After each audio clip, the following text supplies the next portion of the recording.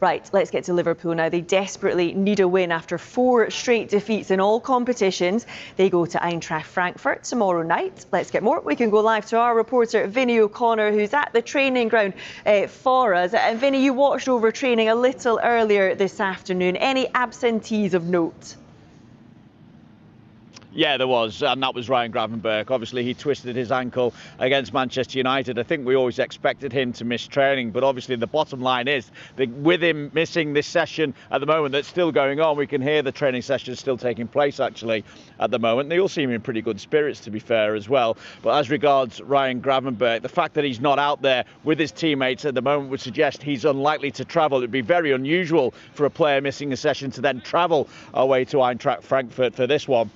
So with him missing out, it leaves Arne Slot with a bit of a selection dilemma in that midfield. Of course, the first game of the season, he was without Ryan Gravenberch through suspension, and he played McAllister alongside Szoboszlai in the midfield, with Wirtz playing in the number 10 role. I suppose he could go back to that. There's the option of Curtis Jones as well. The important thing, though, also to note is that Alexis McAllister was out there training. He did pick up that head injury against Manchester United. He wore the headgear for most of his time during that game as well, but he didn't require headgear when he was out training with his teammates, and it looks like he's obviously going to be fit to take his place in Liverpool's midfield. But I would say that Ryan Gravenberch, if he is to miss out, will be a big miss for them. And Vinny, we mentioned it there, 4 straight defeats now for Arne Slot's side. How easy will it be for them to put their recent struggles behind them tomorrow night in Frankfurt?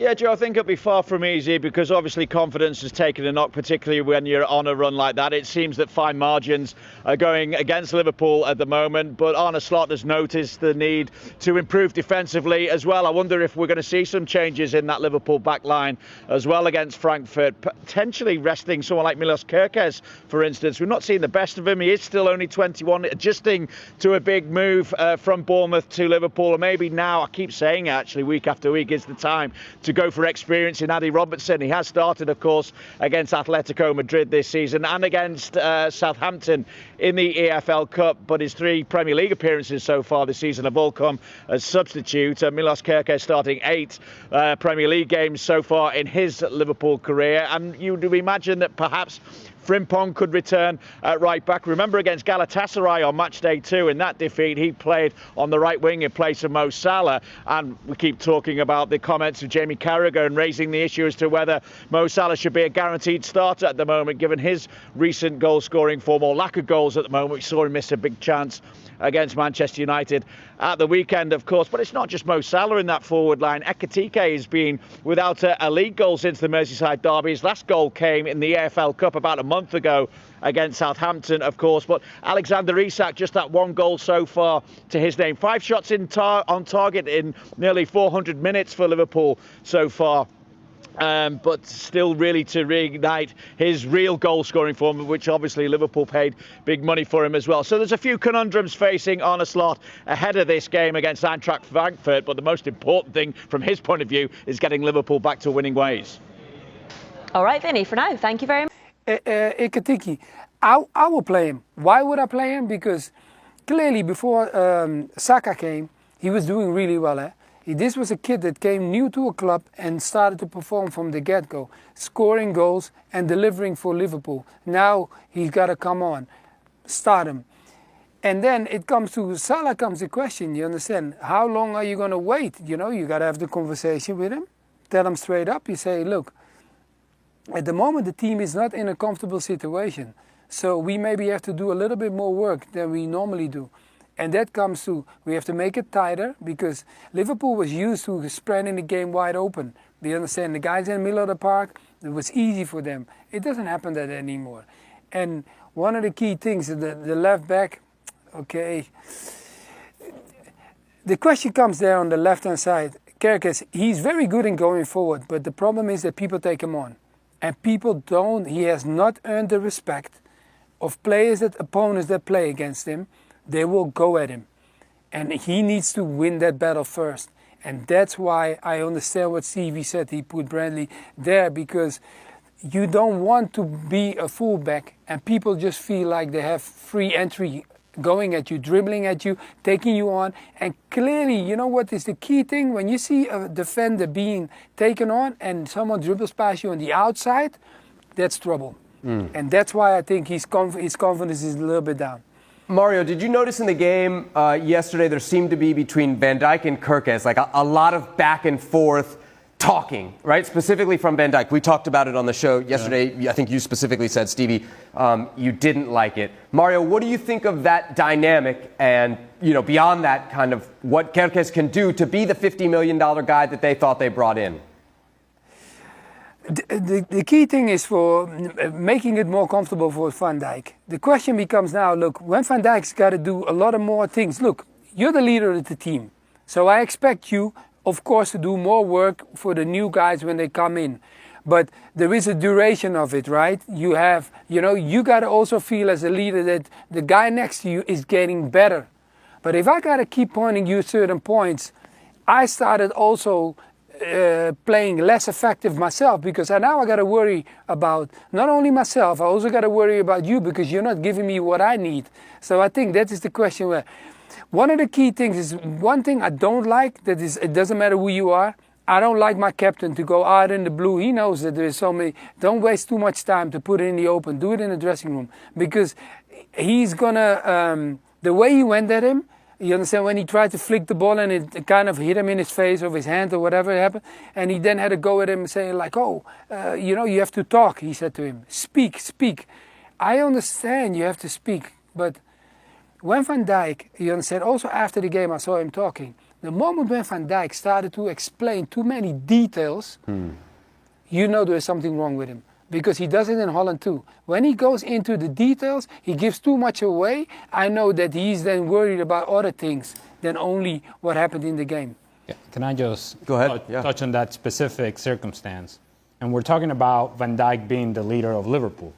And this team right now, if there was ever a time that it needed leadership, this is it. Right? This is the moment. Struggling, you need a leader. And your leader is struggling as well. And in that specific circumstance, he misclears the ball, doesn't make the contact that he's making. Kerkez is trying to cover the back post. He gets hit in the face because of the deflection, the poor clearance by Virgil van Dijk. Hits him straight in the nose, and somehow, and I know Kerkez hasn't been good, but somehow that's his fault.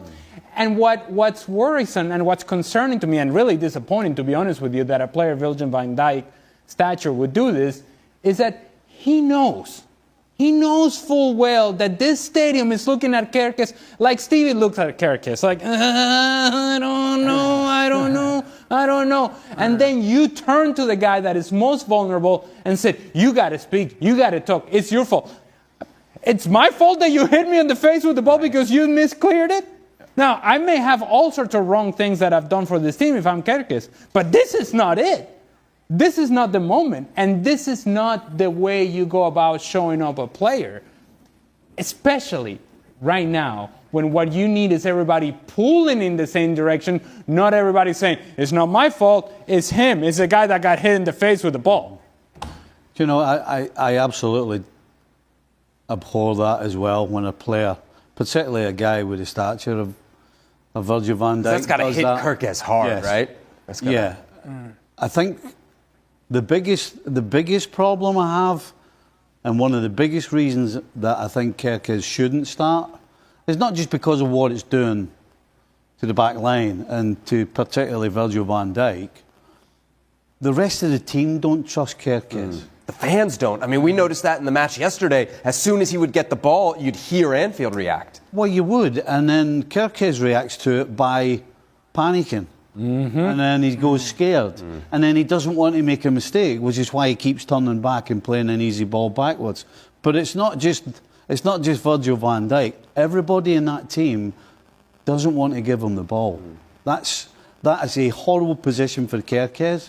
But it's a position that Arne Slot has to understand is way, way worse for the team than just the fact that Kerkez is not having a particularly good time. Right. The fact that Kerkez is affecting the whole team, again, is one of the reasons why you have to get him out, get somebody solid in that everybody trusts. They know what they're going to get, and then they're just playing the ball. They're not thinking about it. Right now, everybody looks up, sees Kerkez, and looks somewhere else first. And by that time, it means teams like United or whoever it is can get into a defensive posture quickly. Yeah. Mario, straight up, what would you do here? I mean, you've been in this position. Would you bench Kerkez, or would you let him try to play through it? I have to take him out. Because if not, you understand, you also have to think about the mental strength and the confidence of the player. Because you don't want to break him all the way.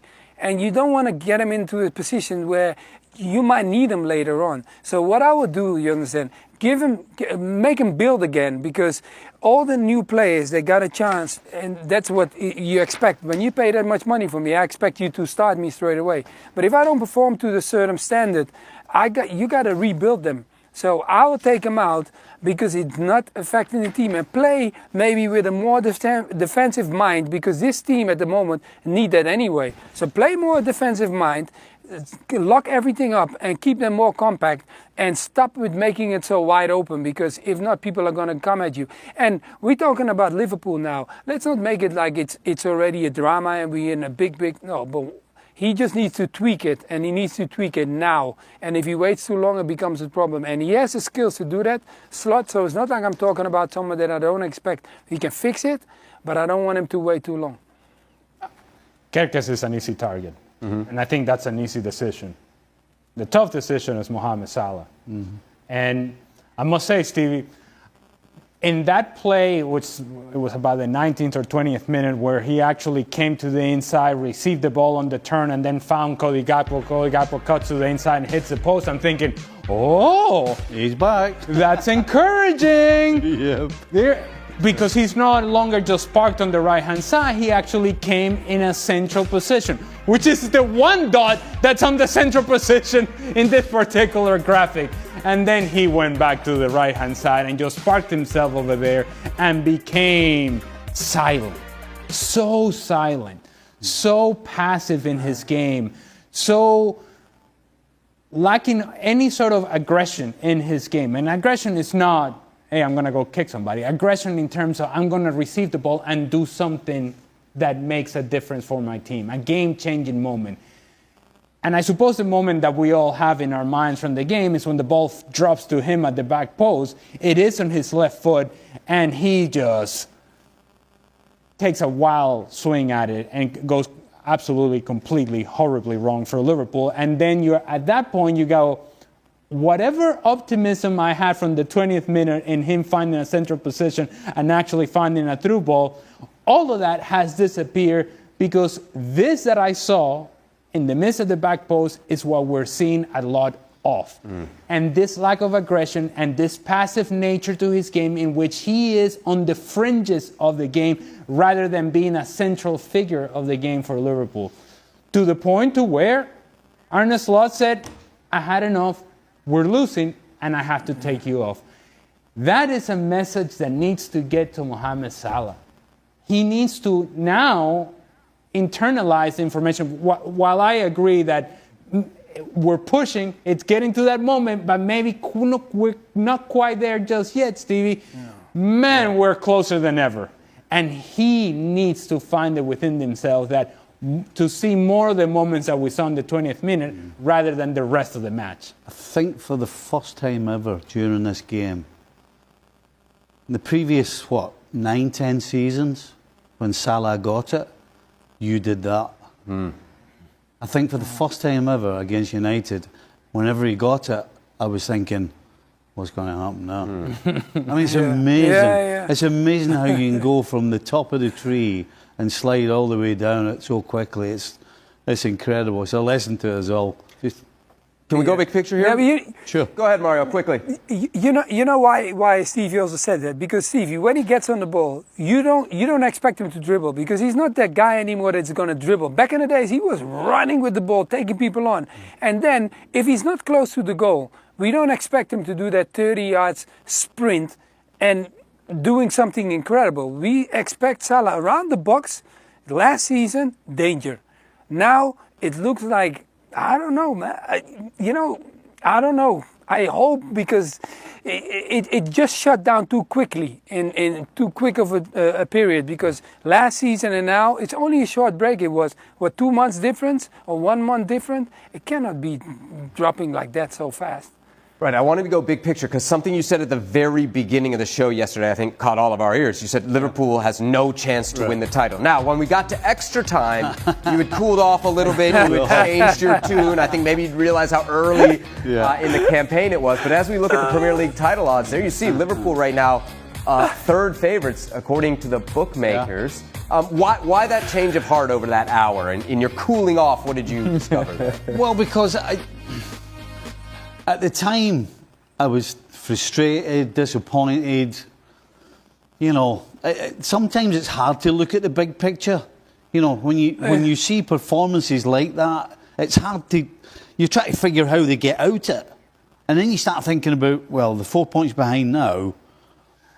There's no reason to think they're going to get out it because they've done nothing since the start of the season that's actually, in terms of the big picture, been any different than what we got against United. It just so happened that that individual quality that we know they've got had bailed them out on so many occasions.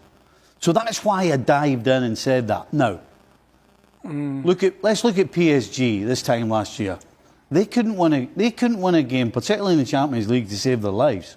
They had quality. They just didn't quite understand everybody's role yet. They didn't understand the connections weren't there. And all of a sudden, look at them now. So it kind of tells you, cool your jets.